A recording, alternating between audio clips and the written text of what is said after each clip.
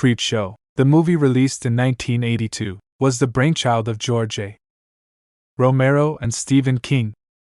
In 2019, streaming service Shudder developed the Creepshow TV series along with Greg Nicotero, who is known for his work with Romero and AMC's The Walking Dead.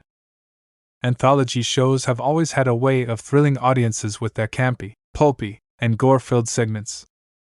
And often it's impossible not to get sucked into the excitement and suspense as each story unfolds, especially when you know they are going to have a shocking twist and leave you stunned by the end.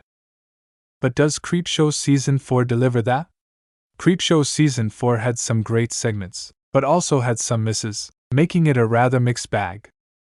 While there were some that had the campy fun and pulp goodness that the series is known for, there were others that were terribly acted, were forgettable, or just didn't hit the mark. The season started off strong with 20 Minutes with Cassandra, directed by Greg Nicotero and written by Jamie Flanagan, was a rather gory survive-the-night story, which turned out to be pretty wholesome.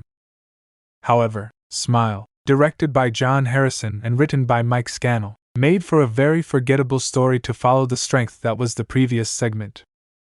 A few other highlights were The Hat, a humorous take on Stephen King's writing process, The Parent Death Trap, another witty story about a young man whose parents haunt him after he murders them, Meet the Belascos, a tragic romance between a teenage boy and a teen vampire, Doodles, in which a cartoonist discovers whatever she draws comes to life, bringing us back to the cautionary tales of EC Comics, and George Romero 3D, an homage to George Romero.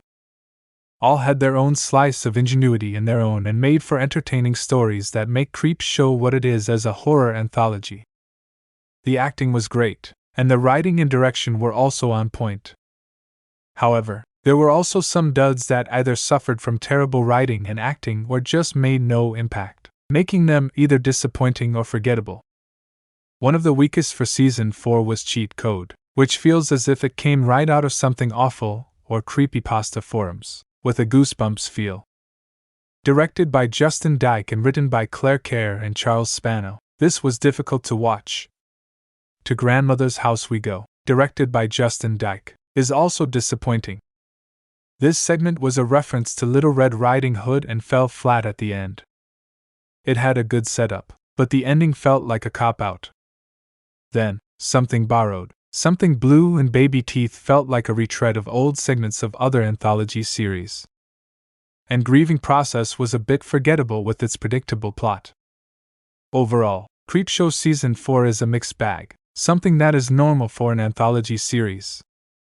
You aren't always going to get a full house, but for what was offered, it's pretty good.